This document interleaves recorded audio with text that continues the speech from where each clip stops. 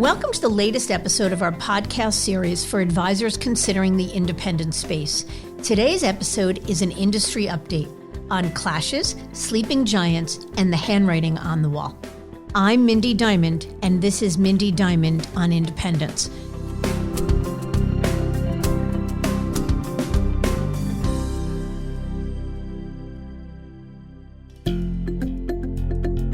This podcast is available on our website, diamond-consultants.com, and on advisorhub.com, as well as Apple Podcasts and other major podcast platforms. And if you're listening to this series on the Apple Podcast app, be sure to leave a star rating and review. It serves as a guide to us, as well as your colleagues in the wealth management industry who may be searching for valuable content to tune into. What I wanted to talk to you about today was something that came to mind after just having recorded a video with industry icon Josh Brown. Josh asked me a smart question. He said, what are the real trends relative to recruiting in 2020? What do you think the things that aren't being talked about enough that should be? And as I see it, there are three things. One are potential clashes, more clashes now between young and old. And what I mean by that is really more next-gen advisors and the senior advisors for whom they've partnered. So for years, it was a great incentive for younger advisors or next-gen advisors to partner with senior folks because they would become the heir apparent. And while that still can be a great opportunity, the problem is this. The big firms have all established these retire-in-place programs. And these retire-in-place programs give strong incentive for a senior advisor to sign on to them, to have a way to monetize their life's work without having to go through the hassle of a move, and ostensibly for the younger generation or the next-gen advisor to inherit or take over the book of business. The problem and the potential clash lies in the fact that the burden really is placed on the next-gen advisor. It's a wonderful way for the senior advisor or soon-to-retire advisor to monetize his life's work. But the next-gen advisor is really paying for that book, and it's taking away his or her optionality because during the life of the agreement, that next-gen advisor is tying himself or herself to the firm with little control over what can happen during that period of time and really, in a lot of ways, devaluing their business because with less optionality, they become more expensive to recruit. Secondly, with respect to those retire-in-place programs, the big firms are all working hard to prevent attrition and tie more advisors up via those programs, young and old, the next-gen inheritors and the senior advisors. The problem is this. Anecdotally speaking, as we see it, those programs are actually having the opposite effect. The more the big firms are attempting to tie these advisors up, the more they bristle at the notion of being limited and the more they want to go.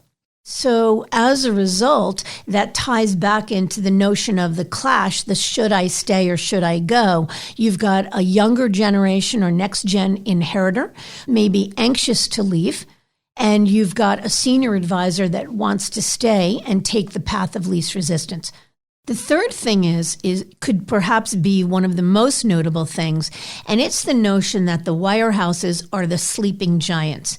And I call them sleeping giants because for the last few years, the wirehouses, notably Morgan, Merrill, and UBS, have largely taken a hiatus, except in limited cases, from active recruiting. Their position was, we want to focus on retention, we want to invest in our advisor force, we want to prevent attrition, and we are going to spend less of our efforts on recruiting except in select cases. And they've largely stuck to that.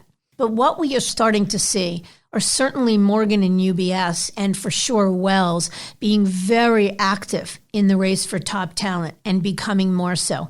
So here's what's happened. In the last few years, the top bidders, the highest bidders, the top payers or recruiters for top advisor talent the last couple of years has been outside the wirehouse world. Firms like Rockefeller Capital Management, like First Republic Wealth Management, like RBC have been the biggest winners and the top bids. And while that continues to be the case, and we've watched extraordinarily sophisticated and the industry's most productive teams going to those firms, I do believe that 2020 and beyond is going to see the likes of Morgan and UBS and probably Merrill as well become more active. And more active may actually mean that they will have to up their bids. What will be interesting to see is how the advisor talent responds to it. It's been easy enough for advisors in these last couple of years to respond to the high bids by Rockefeller and First Republic and RBC because they are the firms that also offer advisors more freedom, flexibility, and control.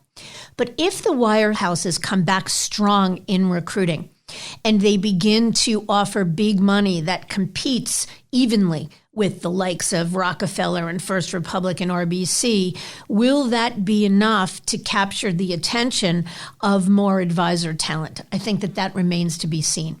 The final comment I'll make is I am going to be writing a piece that will be published next week that speaks to the notion of handwriting on the wall. And I think in response to that query of how will advisors respond to the notion of wirehouses getting active again and raising the bids in terms of recruiting, how will advisors respond has everything to do with the way in which advisors will read the tea leaves, the handwriting on the wall. And what I mean by that is advisors really need to look at the actions their firms are taking and assess intent to essentially hypothesize or to predict, what do I think my firm means by doing X? And X can mean something being done to the advisor personally. The advisor gets called in by the compliance department. What is the intent? Do I believe that my firm is intending to create problems for me and looking to drive me out? Or do I believe it's just about whatever the issue is and I move on? But handwriting on the wall can often be more global issues. It can be things like there are rumors that my firm will be sold. It could be things like we're watching an advisor force that worries that incrementally their firms may be moving toward a salary bonus model. And that's probably the biggest handwriting on the wall and a big leap. And I am not sitting here saying that I believe that advisors, in fact, are going to be put on salary bonus in the next 5 years. I don't believe that at all. But what I do believe is that there is handwriting on the wall or intention to be discerned by advisors when their firms change compensation, when their firms do things like Merrill Lynch is recruiting a new generation of younger advisors that are being paid on salary bonus. It's up to the advisors to look not only what is the immediate intent or the immediate impact of the action, but also what could it mean for my future going forward. And so the advisors in that decision or that calculus of stay versus go, or in deciding, if I am to move, do I move to another wirehouse or do I move to one of these sort of non-wirehouse-like models or go, the furthest distance, which would be to go fully independent? I'm having to sort of hypothesize where I think the industry is going to head over the next couple of years and what the firms will do.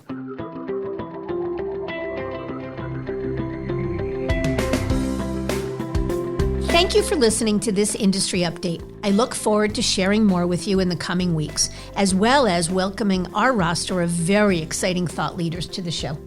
I encourage you to visit our website, diamond-consultants.com, and click on the Tools and Resources link for more valuable content. You'll also find a link to subscribe for regular updates to this series. And if you're not a recipient of our weekly email, Perspectives for Advisors, click on the blog link to browse recent articles. Feel free to email or call me if you have specific questions. I can be reached at 908-879-1002 or mdiamond@diamond-consultants.com. Please note that all requests are handled with complete discretion and confidentiality. Thank you for listening. I also want to thank Advisor Hub for sharing this podcast with their viewers and subscribers. This is Mindy Diamond on Independence.